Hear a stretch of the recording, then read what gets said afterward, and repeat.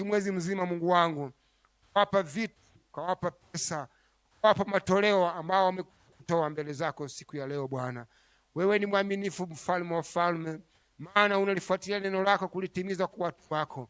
Unasema kwamba na kila mtu aangalie kadri anavyotoa. Bwana wa mabwana, apandaye aba atafuna haba, na apandaye kwa ukarimu atafuna kwa ukarimu. Bwana, nakushukuru Mungu ni kwa sababu watu wako wametoa dhabihu, wametoa sadaka mbele zako Mungu wangu. Na wewe unayekumbuka watu wako Bwana, ukawakumbuke siku ya leo. Baba yangu, kumbuka kazi yao ya mikono, kumbuka biashara yao Bwana mabwana, kumbuka maisha yao ya rohoni na ya mwilini Mungu, ambao wametoa kwa sababu ni kama kinga kwa maisha yao Bwana. Ndio magonjwa kwao, wahifadhi mfalme wa falme, ukawape afya na neema Mungu wangu, milango ikafunguke Bwana unapozidi kuhudumia, na jina lako linuliwe na kutukuzwa Bwana. Asante Mungu wangu, pokea sifa Baba na utukufu unapozidi kuwatazama watu wako na kwa baraka zako mfalme wa falme, kwa jina la Yesu Kristo Bwana tunaomba tukiamini, amen. Bwana makofi, haleluya. Karibu sana mtumishi wa Mungu, karibu sana, uendelee. Amen.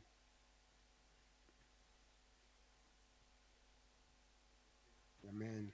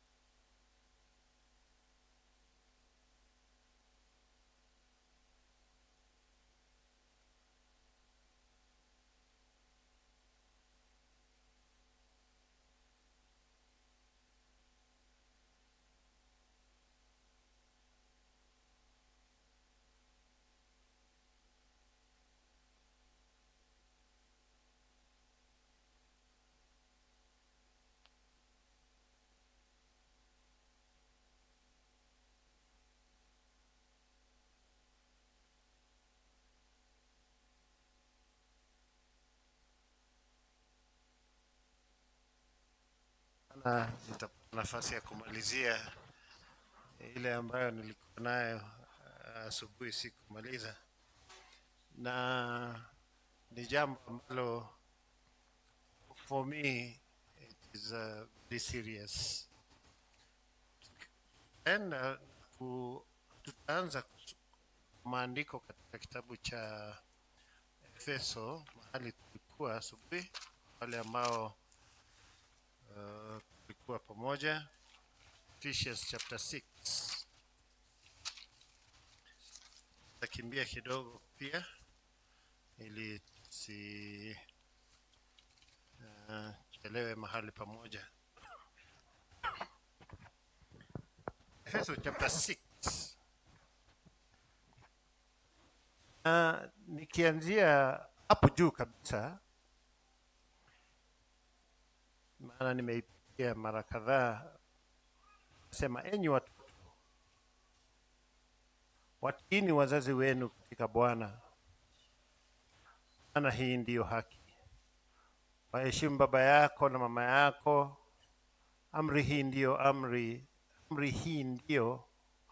amri kwanza yenye ahadi, upate heri ukae siku nyingi katika dunia. Nanyi akina baba, siwachokoze watoto wenu, bali waleeni katika adabu na maonyo ya Bwana. Enyi watumwa, watiini wao walio bwana zenu kwa jinsi ya mwili, kwa hofu na kutetemeka, kwa unyoofu wa moyo, kana kwamba ni kumtii Kristo, wala si kwa utumwa wa macho tu, kama wajipendekezao kwa wanadamu, bali kama watumwa wa Kristo, mkitenda impendezayo Mungu kwa moyo, kwa nia njema, kama kumtumikia Bwana wala si mwanadamu, mkijua ya kuwa kila neno jema alitendalo mtu atapewa hilo na Bwana kwamba ni akina bwana, kwamba ni mtumwa au kwamba ni huru. Nanyi akina bwana watendeni wao yayo hayo, mkiacha kuwaogofya, huku mkijua ya kuwa yeye aliye Bwana wao na wenu yuko mbinguni, wala kwake hakuna upendeleo. Hatimaye mzidi kuwa hodari katika Bwana na katika uweza wa nguvu zake. Vaeni silaha zote za Mungu, mpate kuweza kuzipinga hila za Shetani. Kwa maana kushindana kwetu sisi si juu ya damu na nyama, bali ni juu ya falme na mamlaka, juu ya wakuu wa giza hili, juu ya majeshi ya pepo wabaya katika ulimwengu wa roho. Bwana asifiwe. Nataka and some of these things are so basic. Mambo ya basic ya ina sana ambayo yanatupatia nguzo kushikilia ama kuegemea katika imani yetu. Nikirudi pale ambapo lile swali na nitaendelea tu kuliuliza because it is very important. Whatever you do, nimegundua ya kwamba kama tutaendelea na safari ya imani na kushinda, tategemea jibu lako kwenye swali hilo ambalo ni very simple. If we are aware of the spiritual influence. Bwana asifiwe. Hapa ule wanasimama na kusema ya kwamba we are being influenced so hard by the spirituality. Yani na chinikizwa sana na mambo ya rohoni, kiwango ya kwamba uhusiano wetu sisi kwa sisi, uhusiano wetu na mashamba yetu, uhusiano wetu na maumbile general nategemea how we relate with our spirituality. Ndiposa hapo juu nazungumza tu, watoto watiini wazazi wenu, mabwana muwatawale watumwa wenu vizuri, watumwa. Uhusiano wenu pale na nyuma ya mawazo yako, ukijua ya kwamba we are being influenced by rohoni. Bwana asifiwe. Kwamba hata unaweza mchukia mtu na si kwa sababu amekufanyia kitu, because you are being influenced by mambo iliyo rohoni. Biblia inazungumza na mbinguni, baraza la mbinguni linakaa chini na kuulizana tutamfanya nini Ahabu? Tutamfanya nini Ahabu, maana amekuwa mtu mbaya. Pepo moja inasema nitaenda na kumdanganya. Unafikiri Ahabu ataepuka? Ahabu ataepuka hiyo? Mtu aliyekuwa mwerevu katika dunia hii yote, Solomon, wisest and the most clever person, anaelewa mpaka ndege zinataka nini na wanyama, anaelewa yote. Lakini akilegeza mambo ya rohoni, wanawake wa kigeni, mataifa ya kigeni, miungu ya kigeni inakaa chini na kusema huyu na hii werevu yake yote tutafanya nini? Wakati anapovunja agano, maana yeye mwenyewe kwa ushuhuda yake anasemaga, mahali aliandika, anasema alipewa huyo mwanamke kuna mwanamke alitaka kuoa. Alipoenda kwa baba yake akamwambia, hatuwezi kukupatia msichana wetu usipofanya agano na miungu yetu. Akasema, siwezi fanya agano na miungu ingine, mimi na Mungu wangu. Akakataa, akarudi kwake. Aliporudi kwake, yule mwanamke akamwambia, nenda uambie Solomon, akinitaka mimi nitamuonesha vile atafanya. Huyo ni msichana sasa anaambia Solomon, na yeye yuko kwa baba yake, si ndio? Nitamwambia vile atafanya ili wazazi wangu wakubali. Solomon akamwambia, msichana ananitaka, kwenda umwambie aseme vile anataka. Akachukua grasshopper akapatia wale watu.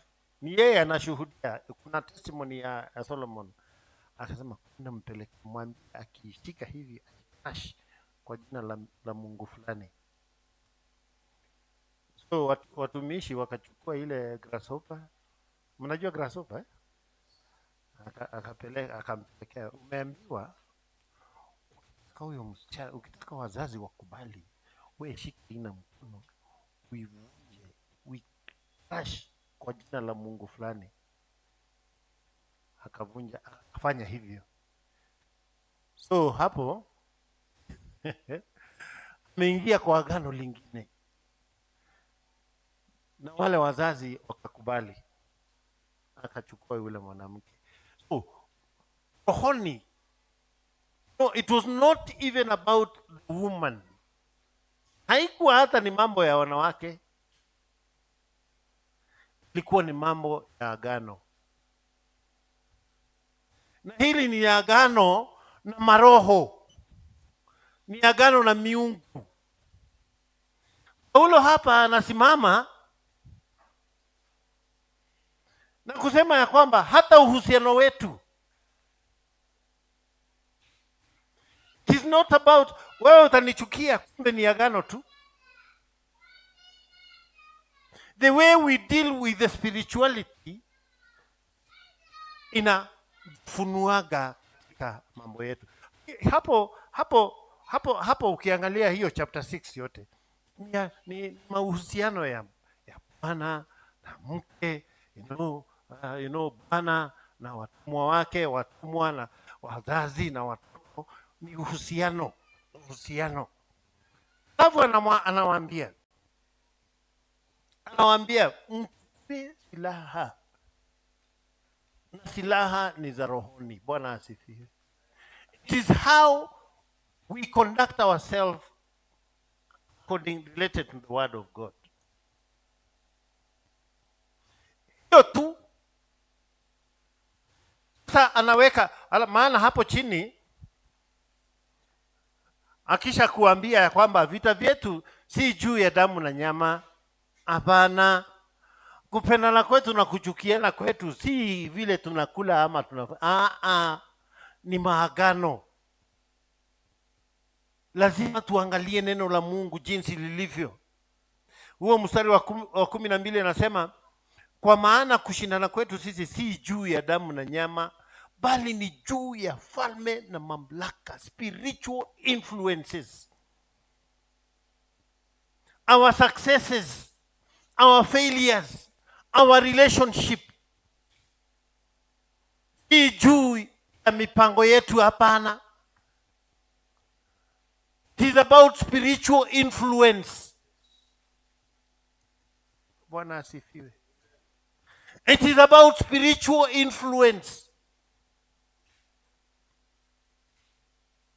Bila tunaendelea, it is the result of spiritual influence. Anasema ya kwamba msishinde mkiangaliana nyinyi na nyinyi. Maana kushindana kwetu si juu ya damu na nyama, bali ni juu ya falme na mamlaka, juu ya wakuu wa giza hili. juu ya majeshi ya pepo wabaya katika ulimwengu wa roho. It is spiritual influence.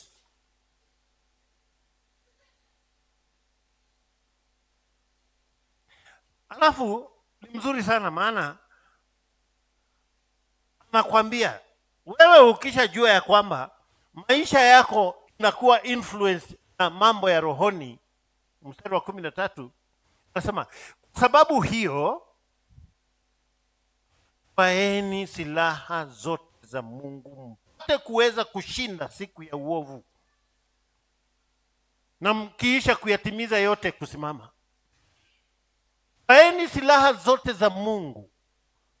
Vaeni silaha zote za Mungu. Tusimamishe imani yetu. Takase maisha yetu. Bwana asifiwe. Praise God. Hapo chini anakupatia hatua kwa hatua kwa hatua. Lakini hiyo mstari ya 13 anasema tu, twaeni silaha zote za Mungu. Takaseni. Mlenge, jueni jinsi ya kuingia rohoni. Amen. Hallelujah. Tukaguzia Danieli jinsi alivyokuwa ameomba,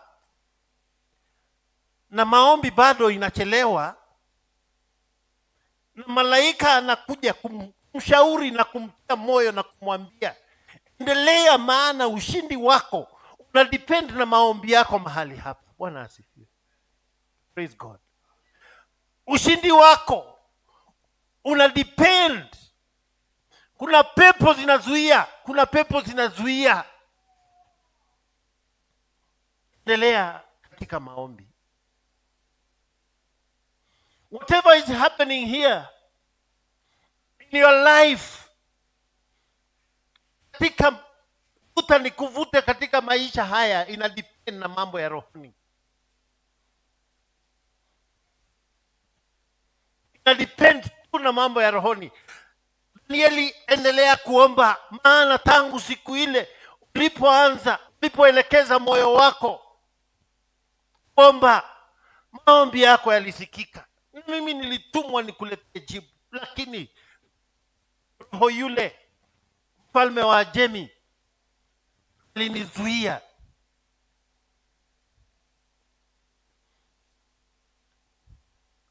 Vita vyetu viko rohoni. Vita vyetu viko rohoni.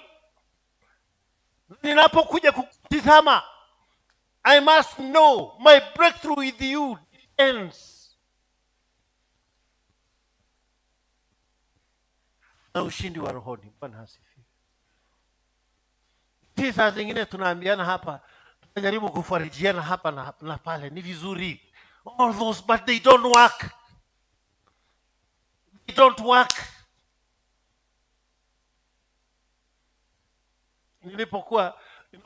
Nilipokuwa nikisoma asubuhi, nikasema, nawaandikia nyinyi watoto, maana mnaye baba, mmemjua baba, naye amewafunika tu kwa ajili ya jina lake. Kwa pamoja na nyinyi kwa sababu ya jina lake. There is that grace. Bwana asifiwe. Praise God. Lakini kuna tofauti ya mtoto, kuna ujana, na kuna umavu.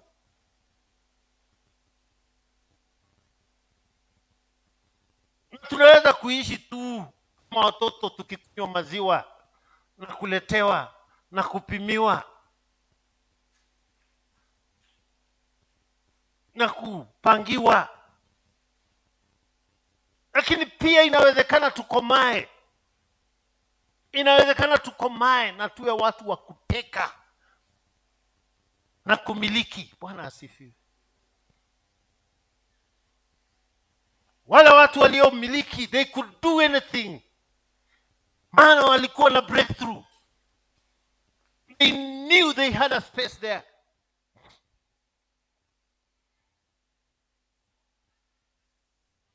Nina nafasi yangu rohoni, na silaha ambayo nikishika namna hii, nobody will stand before me.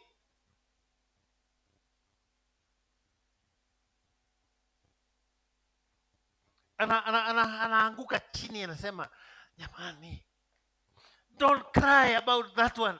Unajua wakati Elia wakati kulikuwa kumekauka miaka 3, na Elia anamwambia mchakazi wake, nataka kunyeshe sasa, nataka kunyeshe, kwenda uangalie kule chini upande wa bahari, angalia.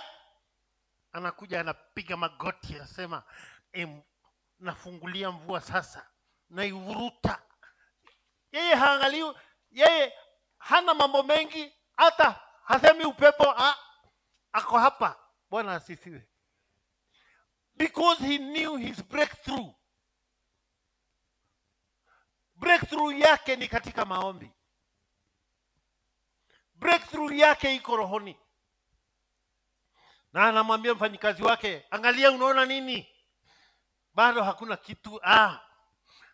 Breakthrough. Yani alikuwa na hekima, alikuwa na werevu wa kujua kwamba my breakthrough is here. Bwana asifiwe. Hallelujah. Haijalishi ni upepo gani, ama kuna jangwa gani, ama kuna nini, my breakthrough is here. Ikifika mahali ukiwa na mgonjwa, ukimwangalia ameanza kupona, bado unarudi na unaendelea, unarudi na unaendelea, na unaamka tena, unakuja unaangalia, na unakuta bado hajisikii, unasema bado, unarudi tena, unaendelea, sijui ni mara ya ngapi. Utakuja na mara moja utasikia akijinyoosha. Maana katika maombi yako unapatia malaika zako nguvu. Katika maombi yako unaendelea kuyeyusha ile wingu linalozuia.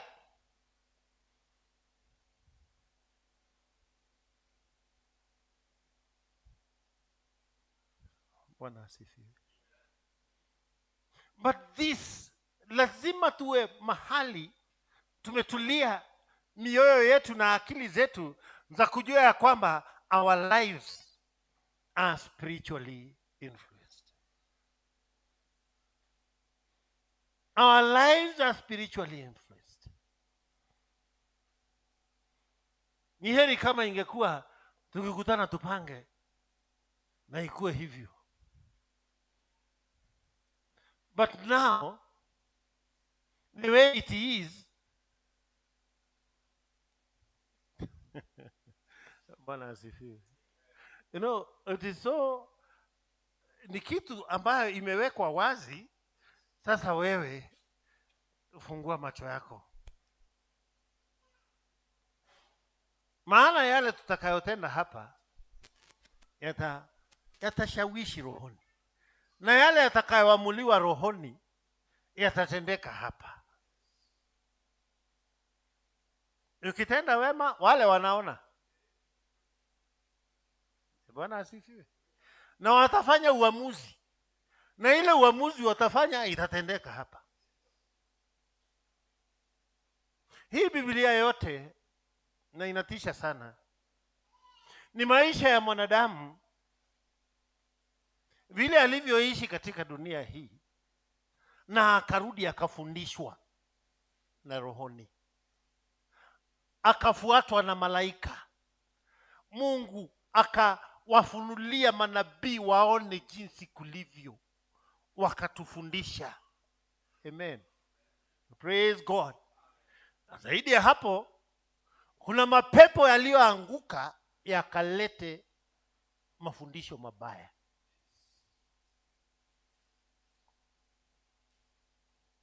Maisha tunaishi is spiritually influenced. Kuna mafundisho mazuri ambayo yamejaa ndani ya Biblia. Asifiwe. Praise God. Na kuna mafundisho maovu sana yako duniani. Yako tu duniani.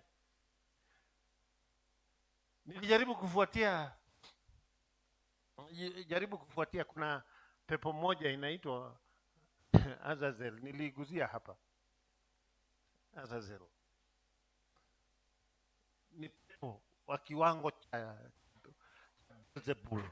Beelzebul ni komanda ya mapepo walioanguka. Ndio sababu walikuwa wanamwambia Yesu anafanya hiyo kazi kwa uwezo wa Beelzebul. Beelzebul ni mbaya mkubwa, the commander. Ndio huo mwingine, kuna huyo mwingine anaitwa Azazel. Na dini nyingi zinafundisha about Azazel. Waislamu wanazungumza juu ya Azazel. Dini zingine nyingi zinazungumza tu about that Azazel. Na ukikuta kinazungumziwa na watu wote, wewe ndio haujui. Bwana nisaidie. Praise God. Wewe ukienda kila mahali usikie watu wanaambiana Azazel, Azazel. Utakaa chini ujaribu kufikiria Azazel naye ni nani?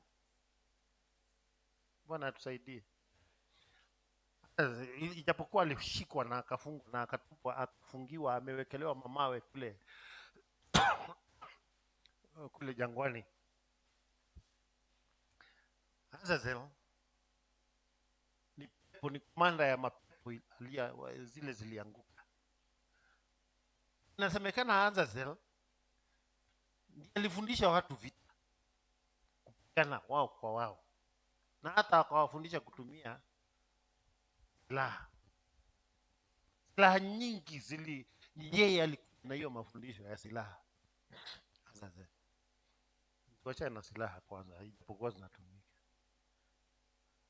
Lakini hii urembo nyingi unaona, kujipaka na ya kuvutia. Bwana asifiwe. Ni mafundisho ya Azazel. Nilifundisha ilituma niogope wakati high heels kwa madhabahu. Mtu anazungumza neno la Mungu lakini urembo ndio inaonekana sana. Na tutakaa chini mahali na tuulizane, wewe unaonaje hiyo urembo na hiyo injili zinapelekana? Zingine unakosa kusikia neno, unaangalia. Ninaongea mbaya. Ni mafundisho ya Azazel. Unakumbuka Balaam akifundisha Balak? Do you remember that? Biblia inaongeaga juu ya Balaam akifundisha Balak. Kwambia hawa watu hawawezi kuwalaani, lakini ukitaka kuwalaani wewe watengenezee, walete mvinyo, lete wanawake, lete music, waweke hapo.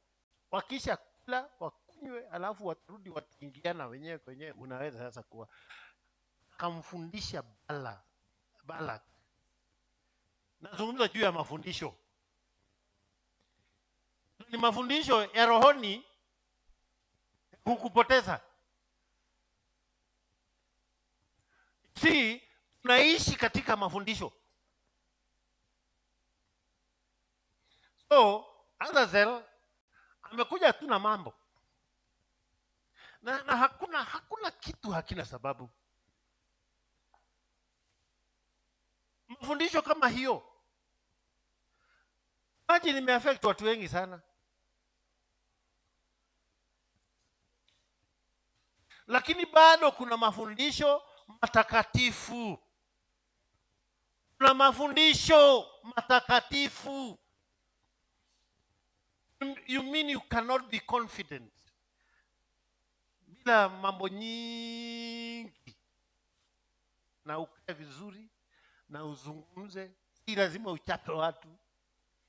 Bwana asifiwe. Nataka kutumia authority ya shosho.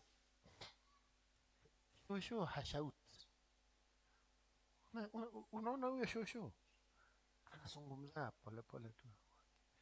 Usiende na hiyo nguo.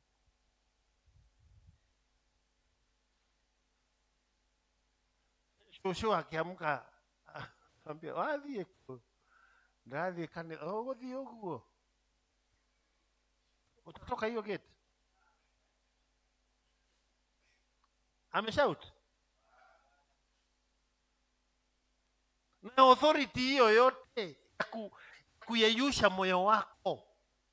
Maana moyo wako na akili zako zitabidi sasa ziangalie Joshua Njoroge niki.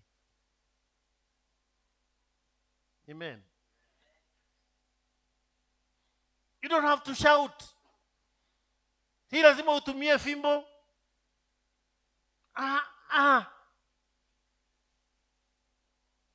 Mafundisho mengine yametoka kuzimu.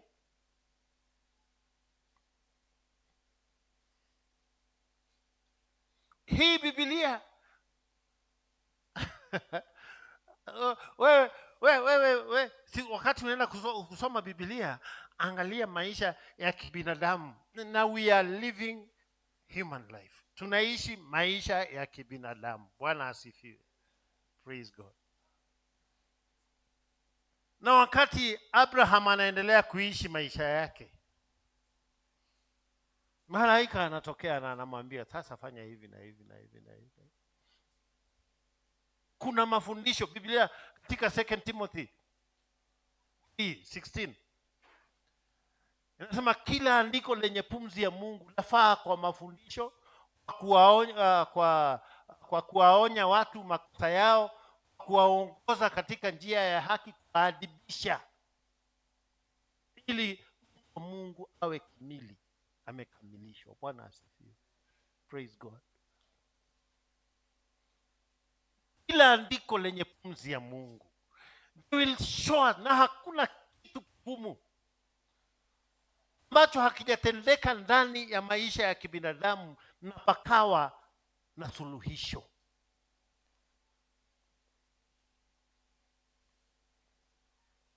Wakati because hii safari ya wana wa Israeli walipokuwa wakitoka Misri wakapitia jangwani, walipopita jangwani wakacross Jordan, sasa wanaingia katika nchi ya ahadi. Na katika safari hiyo yote wanaenda tu safari ambayo hawajaienda tena. Hata sisi hatujaenda hii safari tena. Bwana asifiwe. Praise God. Hatujaenda hii safari tena. Lakini kuna mahali tuliambiliwa.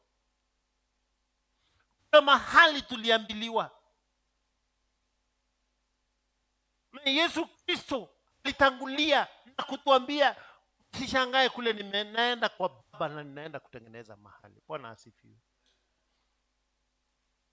Na mahali alienda na watu wakamtizama wakimwangalia.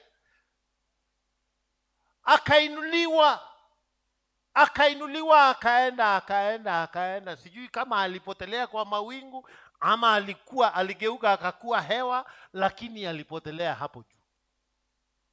Bwana asifiwe. Na alikuwa amesema ya kwamba mahali anaenda hata sisi tutaenda. Amen. Kuna rohoni.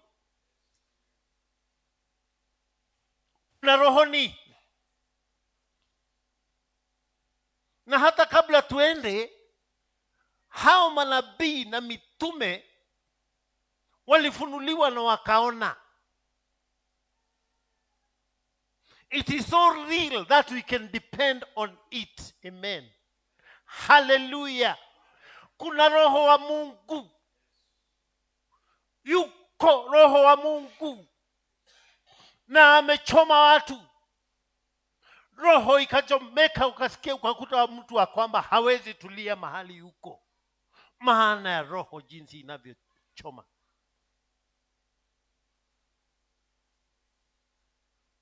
Amen.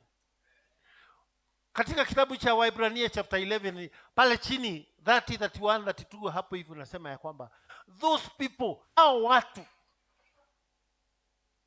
jinsi walivyojihisi ndani ya mioyo yao, they did not serve in this world.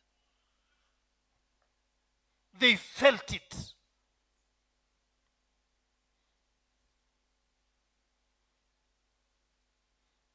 Huendi mbali sana we mwenyewe.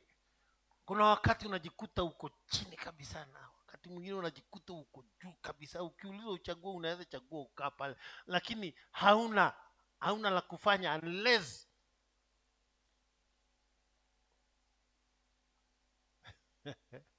watu wengine wanatafuta tutot hai, mwingine anatafuta sijui afanye nini. No, msilewe kwa mvinyo, Biblia inasema, bali mjazwe na Roho Mtakatifu wa Mungu. Bwana asifiwe. Because it is possible. Hii mambo ni ya kweli na iko.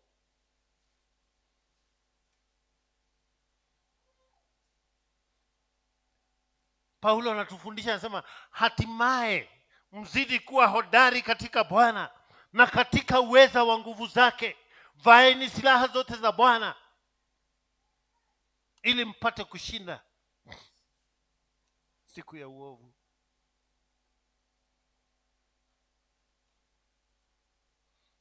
We cannot kitu tunakunywa. Ukikunywa maji chungu, unajuaga hii maji iko na chumvi na hii ingine ni tamu. Bwana asifiwe. Haleluya. Ulimi inaweza kutuambia hii maji ni chungu na hii ni tamu. Ulimi tu.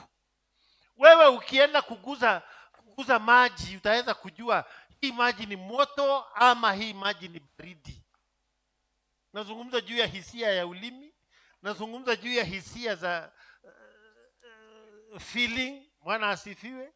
Wakati jua itaisha, tutajua ya kwamba jua imepita, maana macho inaona. Bwana asifiwe. Jua ikitoka tutaangalia. Amen. Wakati una furaha unajua, wakati una huzuni unajua. We must be sensitive to the spiritual reality.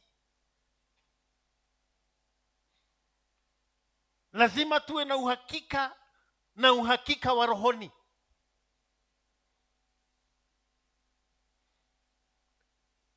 Maana vita vyetu si juu ya damu na nyama,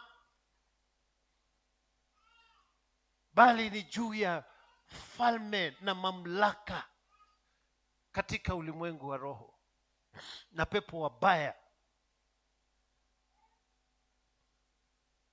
There are evil spirits and there are many.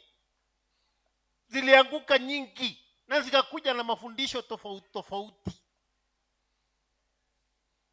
Lakini nafurahia Mungu because anakuja tu polepole. Na shetani hata akikuja mbele, Bwana amesema usiguze roho yake. Bwana asifiwe. Wewe mtese tu, lakini roho yake usiguze. Na anakuja tu polepole. Wakati atakapojua juu ya damu, ataitumia hiyo. Wewe mtese tu, lakini usiguze roho yake. Bwana asifiwe. Ukipata pesa zinararuriwa na shetani, munyang'anye pesa yote, lakini atasurvive tu. Na maana Mungu hana ubaguzi. Ametuwekea njia. Utapita kwenye njia fulani. Siku ile wana wa Israeli walipozunguka miaka mingi, many years kwenye jangwa, katika Deuteronomy chapter 2 anasema ya kwamba yatosha sasa, inuka na upitie njia ya mashariki. Amen. Kuna njia tumewekewa, kuna njia ambayo itatuingiza huko. Tutakapoanza kujua ya kwamba hii mambo si juu ya damu na nyama, tunaoneshwa njia.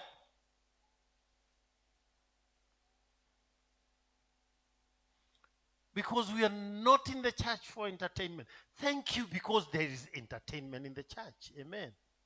Hallelujah. We bwana, kama mtoto kanataka entertainment, usikaache kaende kwa bar. Ambie na kanisani kuna entertainment. Lakini wewe fika mahali ujue it's not entertainment here. Bwana asifiwe. Hapa ni kujivika na silaha. Hapa ni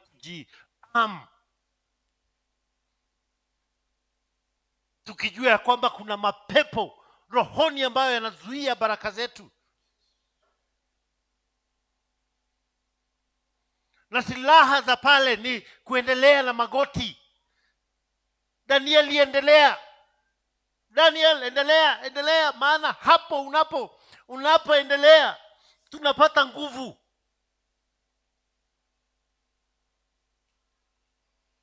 We get strengthened wakati unapoendelea.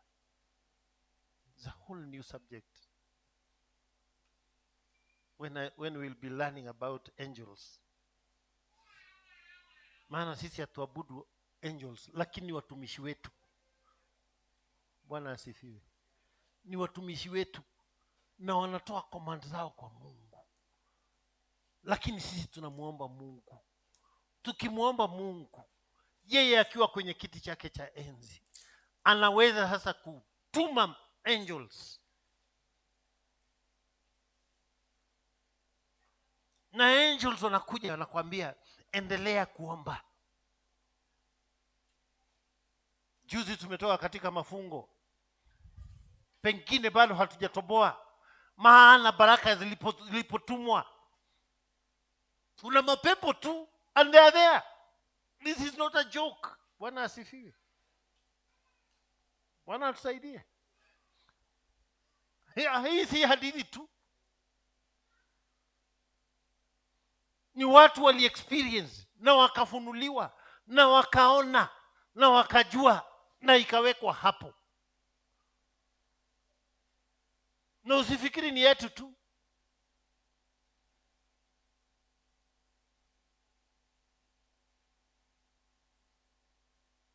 Lakini hatimaye kuna ushindi.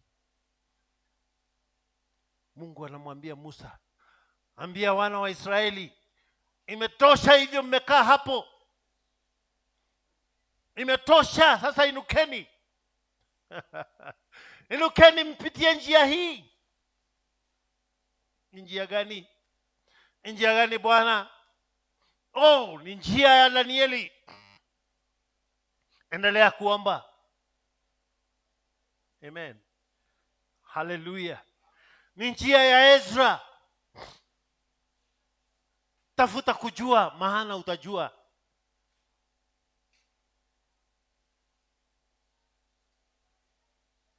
Amen. Watoto wadogo walipewa maziwa, lakini walipoanza kukomaa walipewa nyama ngumu iliyo na mifupa. Bwana asifiwe. Maana wanahitaji pia misuli na nguvu. You need to know. Yes, when I prayed, it happened. Siku ile nilipoomba na nikasisitiza, kama mtu anayejua yale ambayo anayoyaomba, si mambo ya kuzungumza tu. Bwana asifiwe. Si mambo ya kuropoka. Niwacha niseme kuropoka. No. Talk to God. Bwana asifiwe. Pray like you are talking to God. Ambia Bwana, nimekuja na ni kwa unyenyekevu. Ukinichunguza mimi sifai, lakini najua mwingi wa neema, na najua wewe ni Mungu wa rehema. Nisaidie. Talk like you know God. Amen. You see, what picture? Paint picture gani ya Mungu? Tutaonesha Mungu na njia gani? Ni nini tutasimamisha watu wajue Mungu? Hatuna la kuonesha.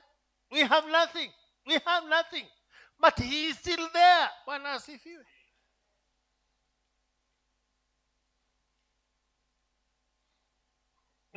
Saa zingine nasikia kukimbia, saa zingine nasikia kutoroka like oh my God. Lakini ni mwingi wa neema. Na tunaabudu the same God.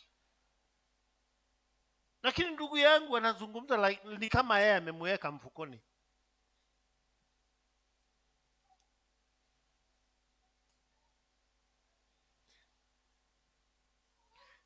Kwa jina la Yesu. Na anajaribu kucommand. Sijui kama ni kucommand. Kama angejua ile ajabu amebeba, Bwana asifiwe. Ungezungumza polepole tu. Kwa hofu.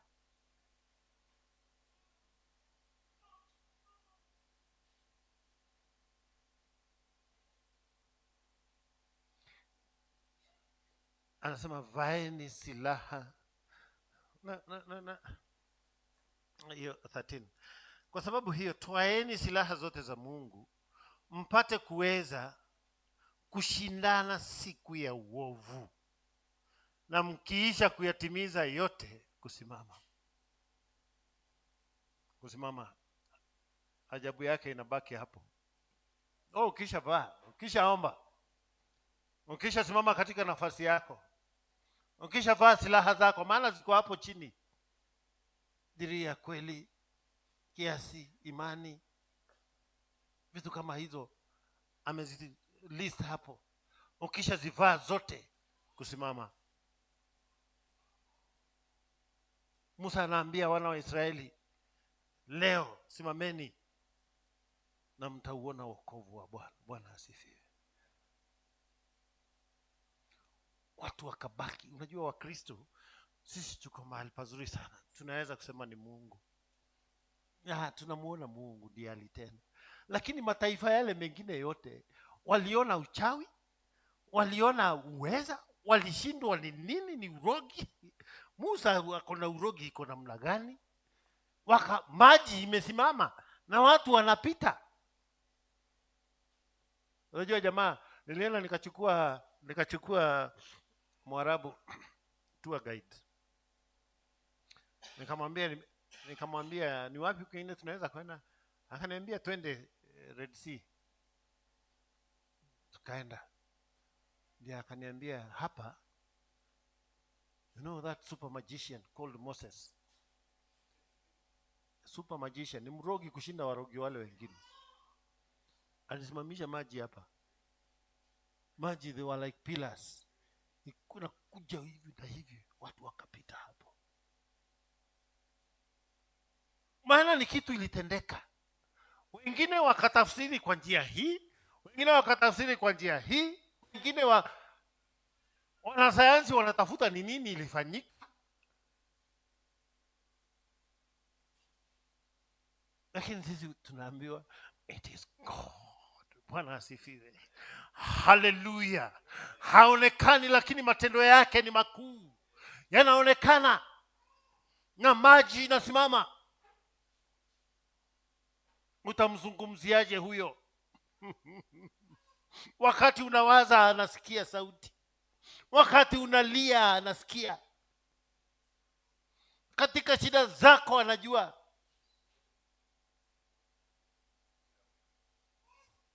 Utamzungumziaje? How can you go before him? Utaendaje mbele za huyu?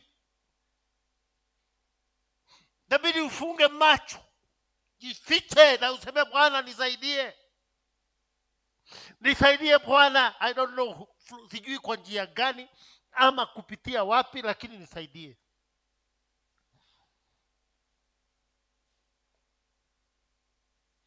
We must be sensitive to the spiritual realm.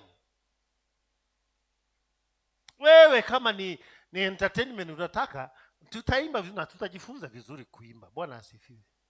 Praise God. Tutafanya practice. Ndio wanakwaya. Watu wa praise and worship. Si tutajifunza kuimba? Ama hamtaki? Imba, ndio. Entertain watu. Tuta-entertain watu. Wale wanataka entertain.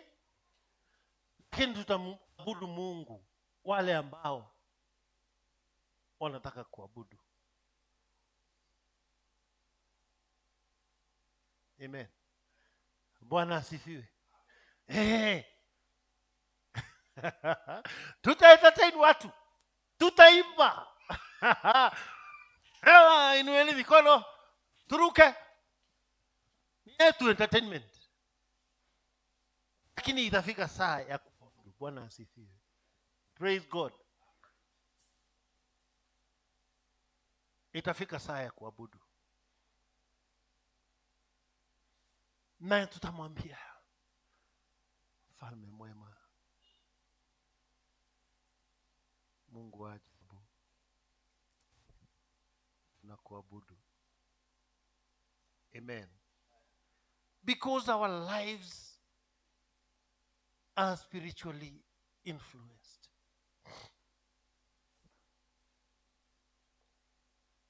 Hatimaye mzidi kuwa hodari katika Bwana. Hebu tusome hizo silaha. Because tukianza focus na kujihami ili kupambana na maroho, tunahitaji silaha zipi? Ni silaha zipi tutajihami nazo kuvamia ulimwengu wa roho? Which weapons are we going to use to invade the spiritual realm? Haya, nasema hivi. Okay, mstari wa 13 nirudie kidogo.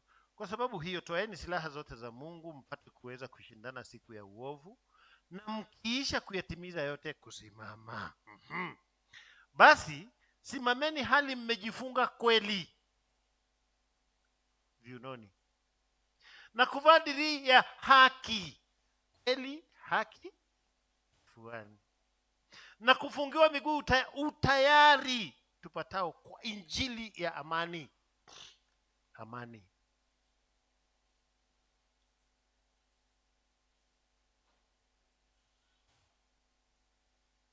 Zaidi ya yote mkitwaa ngao ya imani,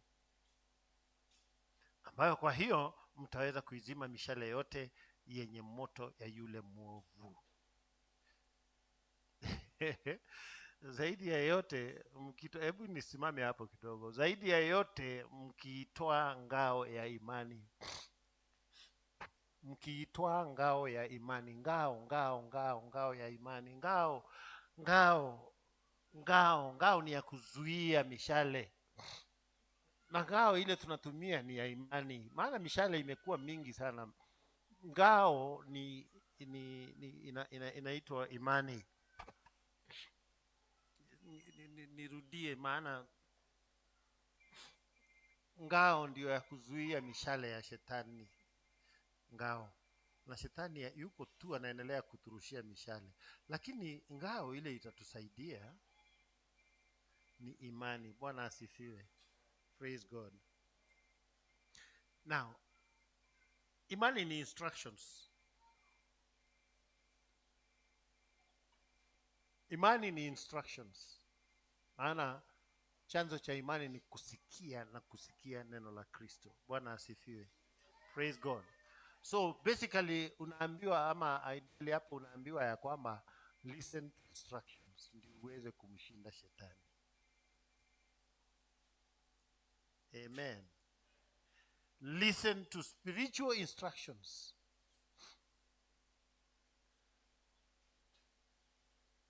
Pokea mafundisho, sikia sauti ya rohoni, ndio itazuia. Wakati ni Elisha, wakati mfalme wa is it wapi? Is it Aram? Alikuwa anataka kwenda kuvamia Israeli. Alafu Elisha alikuwa anaambia mfalme, ni Elisha ama ni Elia? Elisha alikuwa anaambia mfalme, usiende mahali fulani, maana leo wanaenda kukutegea huko. Kesho yake wanapanga tena, leo twendeni tukavamie Israeli mahali fulani. Elisha anaambia mfalme, leo tulieni tu hapo. These were instructions which protected Israel. Bwana asifiwe. Praise God. Yaani vita mpaka inamfrustrate. Amen.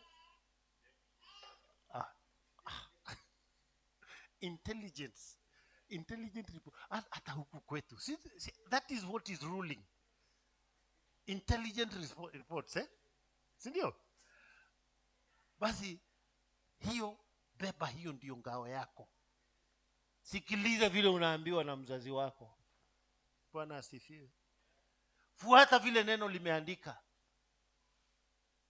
Vaeni, chukueni ngao.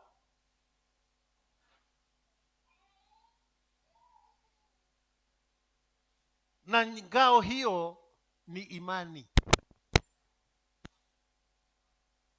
When you heed to instructions, wakati unasikiliza instructions, unaepukaga mambo mingi sana. Si hata ndio tunalea watoto tukiwapatia instructions. Instructions zetu ndizo zinatuma watoto wakue, wakomae. Si ndio? Wakikataa, asiyesikia la mwana, la mwana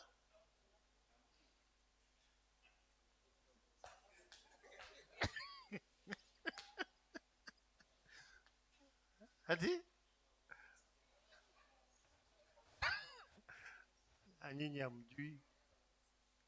Asiyesikia la mwana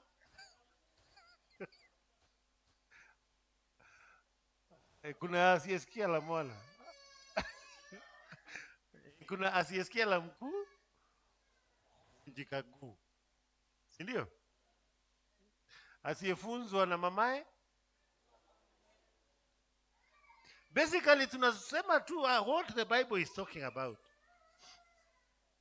Ni uvae ngao, uchukue ngao ya Injili ambayo ni neno la Kristo.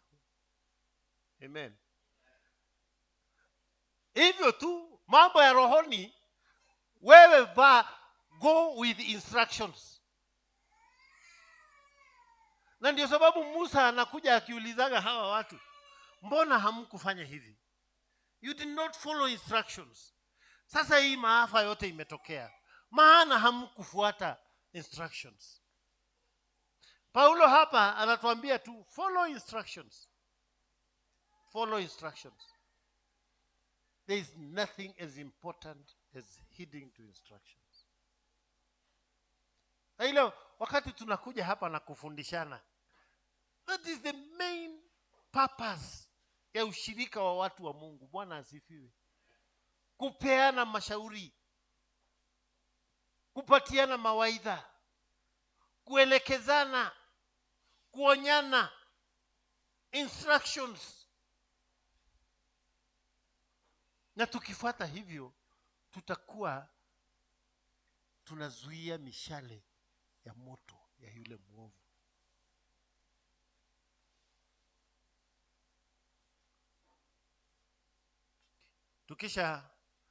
Tukisha tambua ya kwamba we are under the influence of the spiritual realm, tutajua mpaka wakati pepo wanatushawishi tufanye mambo mengine.